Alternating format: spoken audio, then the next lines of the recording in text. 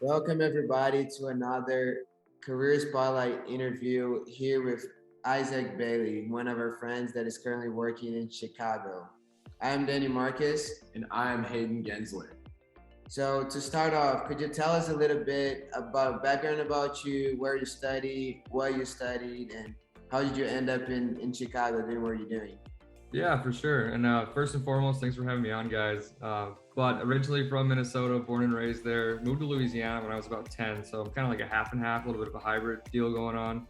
So I spent a lot of time in Louisiana, and then Louisiana has a program called TOPS, which is state run, but it's basically merit based. So based on your GPA and your ACT scores, they would contribute to your tuition. And so they, with that program, they offered me a pretty good deal to go to LSU. And so I went to LSU there. And I was there for about 2.5 years. I finished up my undergrad at LSU in finance, and like wasn't there very long. So luckily, I kind of knew what I wanted to do when I got there. I didn't have much time to figure it out, and that was bittersweet too, right? Because at that 2.5 year mark, like you guys know, that's when you're really getting into your groove. Like you have your people, you know, the spots, your party, and like. But then I was done. I was like, oh shit, okay, well, that's all right. So I got that done, and then I did a couple other things right after college, because while I was in college, I was running my own businesses, and I even started like another one right after college, and then I actually got into like a motorcycle accident. Oh, I don't know if I told you guys about that when I was there. So it was a very introspective moment for me. It really like made me sit just for like a long time and think about things, because I almost died. Like it was bad. I was laid up for like a month, and I'm good now. Everything's good. So thankfully it all turned out really well. But with that, I was like, you know, I'm really curious kind of about the corporate life, and I kind of do want to see what's out there, because when you're an entrepreneur, you have the great advantages of not being stuck to the way of thinking, like anyone else's way of thinking, right? Like you can be innovative. You're starting from scratch. So you're just creating processes that you think are best. But in the back of my mind, I always had that little voice that was curious, like, well, what do other people do? Like, what do those big businesses do? What are those best practices? And would that be good information to have to, you know, play against what I think is best? And so that made me curious about trying to get a more corporate role. And that's when I looked, just started looking for jobs, and I found Accelerated Growth Advisors, which is who I'm with right now, doing financial consulting for startups. And yeah, they're based in Chicago, and I was at home at the time because I was all banged up and everything, and I was like, I got to get out of here. So I started looking for places in Chicago, and moved here November of 2021. So been here a little minute now. That's awesome. Yeah. Change of pace for sure. That's sweet. Yeah, major change of pace. In your own words, how would you describe your job as a consultant? Oh man, that's I could go on for hours about it. I love it though. So a common phrase that I've heard in consulting is that 1 year in consulting is like 3 years anywhere else, and I think that really holds a lot of truth, just because of the velocity of the work and exposure that you're accustomed to. So like me, for example, I have 4 regular clients right now that I'm acting as a like sort of partial CFO or controller for, all at the same time. And so rather than being in one business and handling those problems as they come up, you're handling problems across multiple, all at the same time.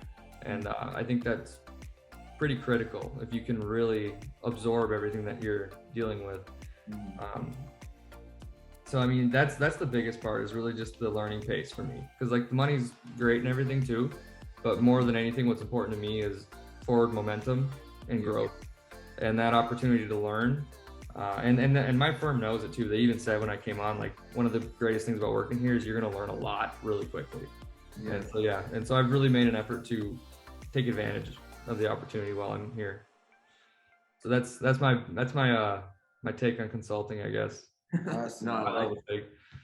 Yeah, to follow up on that, how is like a day in the life of like Izack, or like how is like your day for like work? Like you go into the office and like kind of how like that like the normal like thank God it's Monday day goes for you. Yeah, for sure. So we're actually pretty hybrid right now. We have the option to be remote if we want to be. We don't have to go into the office very often unless we have like a big lift and the team really wants to get together and collaborate on something. So most days I'm working from home or like from my building or maybe like a co-working space somewhere in town here. And honestly, I'll probably wake up usually around like 7:30 each day. It's not too crazy. Like I know some consultants, especially the ones that travel, they have to get up at like the crack of dawn and go hop on a jet at O'Hare to go somewhere. So luckily I don't have to do that part of it. But yeah, wake up, around 7:30ish, get some breakfast. I usually like to take my mornings a little bit like easy, just like getting ready for the day, not really rushing myself, getting in that right mindset. Because I think there's something to be said for that, because when you're dealing with all the executives at all these companies, they can be demanding sometimes. Yeah. And if you're already stressing yourself out in the morning, like, oh, I gotta go, like those conversations just go better if you're in a great mind, place in your mind yourself. So usually take it pretty easy in the morning. Then I start working around like 8:30. Really just catch up on a lot of like communications from maybe overnight. We have a sister entity in India that handles like a lot of our more day-to-day tasks, so we don't have to get bogged down in that. And so usually handling any kind of communications or anything that happened overnight with that stuff. And really, I like to just get organized in the morning. So review my list of things that I need to do, prioritize which ones are more urgent, and then I'll just start diving in based on what has priority. And so I'll usually work until about 11, then take some lunch, then hop back on it and work till about like 4 or 5 o'clock. That's probably like most days. And after that, go to the gym or go take a bike ride on a lakeshore trail out here or something like that. So something to get outside and get active for sure. You have to do that. Nice. Yeah. And then after that, dinner or whatever, then I usually work on like personal things, side hustles, like other stuff I'm doing as well for as long as I need to, usually during a weekday. So Cool. yeah. That's awesome. Go ahead. So as a serial entrepreneur, you said in college, what was that transition for you going into the corporate world? Did it feel slow almost, or how did it feel to you? I think it would have felt slow if it wasn't consulting. But luckily, since it was consulting and like I have all these things going on, it hasn't been slow at all. It's actually almost picked up a bit, because as an entrepreneur, you're wearing all those caps, but my businesses were also smaller than the businesses I'm working with now. And so even though I was basically the guy or whatever for everything for my businesses, they were small enough that it was less work than being like the fractional CFO of multiple bigger businesses. Right. Yeah. If that makes sense. So it was a quicker pace. And it's just, honestly, it's not really like apples to apples. So it's hard to almost compare them. Yeah. But I liked it. I liked like the having more structure actually, because as an entrepreneur, like we were talking about earlier, you just have to create everything out of thin air. And there's something to be said for that. That can be great, but also it can be stressful. Yeah. And so I actually didn't mind having like, oh, this is how we do this part of it, and this is how we do this. And then luckily, since AG, my firm, is kind of a startup itself, like we have 120 people globally, but domestically it's only like 60, 70.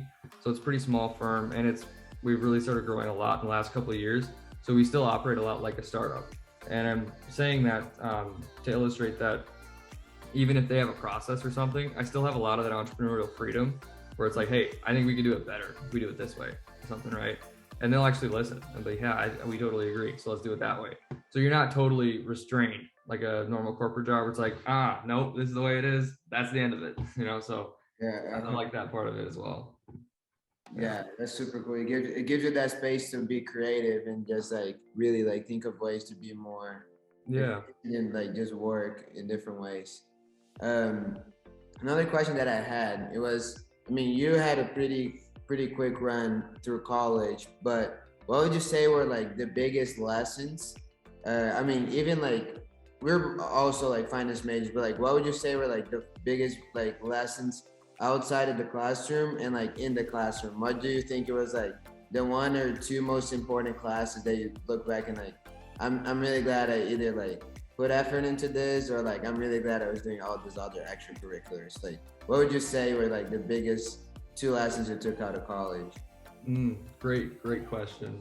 I think as far as classes and kind of like academic related work goes, one of my favorite classes, or a couple of them, an old VC guy taught, and he taught like a fundamental financial analysis class. And so like you learn how the financial statements all work and whatnot in accounting classes and stuff like that, and some finance classes. But he really took it to the next level. It was like, hey, let's break these businesses down and really like tell a story with just the numbers on the page. That way you're gaining a lot more insight into what you're seeing. It's not just like, oh, these are the margins, you know, and that's that. And so I really liked that class. Thought that was very interesting. And then also, have you guys done like Wall Street Prep or anything like that? Do you know what that is? I know that. I haven't done it. I know exactly what it is though. Yeah, so normally I think a course is, or like access is like $500 or something. But he had a code so that we could get it for that class, or a couple of his. He also taught like VC classes, and so I was taking those.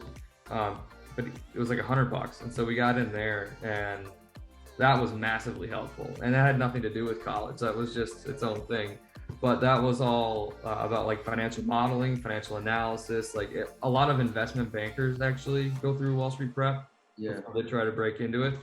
So it was very rigorous and very thorough. And seeing that like real world application was really massive. And so I would really encourage anybody, whether it's finance or, you know, if it's marketing, whatever it is, you can probably find something like that out there for your space. And absolutely take that extra initiative and just see what's out there that's not, so you're not so restricted to just what your college teaches. Yeah. Yeah. And I think that segues. So that's like the first point. That'd be the first thing, like greatest lesson out of college. And then I think you also mentioned like maybe outside of college as well. And I think the greatest thing I learned throughout those years outside of college, both in and outside, is that people are just people. Like I think a lot of students, especially when they're getting into their careers, struggle with like that imposter syndrome, right? But through entrepreneurship and like doing business with people that were 20 years older than me and stuff, you begin to realize like, okay, that gray hair doesn't mean shit. Like that was a pretty bad idea. I'm gonna tell them it was. And that was also echoed in the classroom when it's like these teachers are teaching X, Y, and Z. But at the end of the day, that's just the curriculum that they're being told to teach. Whereas if I go and get on Wall Street Prep, now all of a sudden I'm more adept than they are at something, right?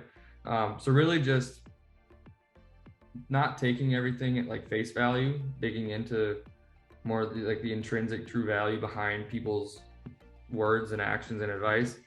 And then also just like it's also like a theme of taking control, right? Like you're the master of your destiny, and make it happen. Do what you got to do. And I think after you do a couple things or get a little bit of experience under your belt, then all that imposter syndrome really goes away. And then that's when you can really start excelling because you feel, you know, confident in yourself. But that's definitely a journey everybody has to go on. And I would recommend you to get outside your comfort zone, because that's the only way you're going to make that journey. Yeah. Well, as we're wrapping it up, this might be an important question too, but for those going to Chicago, what's your favorite deep dish spot? Yeah, I'd have to say probably Giordano's or Gino's, but I'm also guilty of like not having been to all of them. So it's a pretty limited scope of opinion there. So I need to get around to more of them. What's that? You've only been there for years, so you got an excuse, but. Yeah, exactly. So yeah, I have more work to do on that part, but Giordano's and Gino's, they've been pretty good. Yeah. Good stuff. Yeah. So as we come to a close, I did want to ask, what are your top 2 favorite books and your top 2 favorite like podcasts, or I don't know if like you do more YouTube or more podcasts, like that you recommend to the audience? Yeah, podcasts. My number 1 podcast is How I Built This by Guy Raz. Oh, yeah. You guys ever heard of that one? Phenomenal, man. Phenomenal. So like all the time when I would drive back and forth from Minnesota to Louisiana, if you only stop for gas, that's a 21-hour trip. And so, yeah, and so I've done that like, I don't know, half a dozen times or maybe a little more, but I would always download a bunch of his podcasts and just listen to them. And I'd be like so awake in the middle of the night because the entrepreneurs and listening to their stories is just so interesting. That's on the undisputed number one would be that. Number two would probably be like maybe Joe Rogan or Andrew Huberman. He's a neuroscientist and he has a podcast, and I'm always like kind of a nerd about that kind of stuff. I like science and stuff and like brain hacking. As far as books go, I'm trying to look at my books over here. I don't know, that's tough. I read Richard Branson's autobiography recently, and that dude was crazy. That was wild. Interesting to see how he was able to get involved in so many businesses. And a lot of it comes back to like what we discussed earlier, just like taking control and just being like, yep, I'm gonna do this. And like, I don't care if that's how you do it. I think I can do it just as well or better. And I don't know if there's like another book that I would choose. I've read a bunch of them, but I don't know that none of them stand out more than any others. So yeah, I guess those are my three: that book and those two podcasts. And your favorite TV show? It doesn't have to be. Ooh, oh man, probably. Have you seen Billions? Oh yeah, I love that show, man. Billions, man, Billions. That's that finance mindset. It's really good. Yeah. No way. Trying to lock in and be like Axelrod. Yeah. You're like down a bunch of terms. Yeah, I feel that. Yeah, 100%. That's once again, Izack, thank you so much for being featured here in our career spotlight. We're so excited to see where you go, and we're so thankful to have you here today. Yeah, perfect. Dani, Hayden, thank you very much. Pleasure to be here. An honor. See you, Izack. See ya.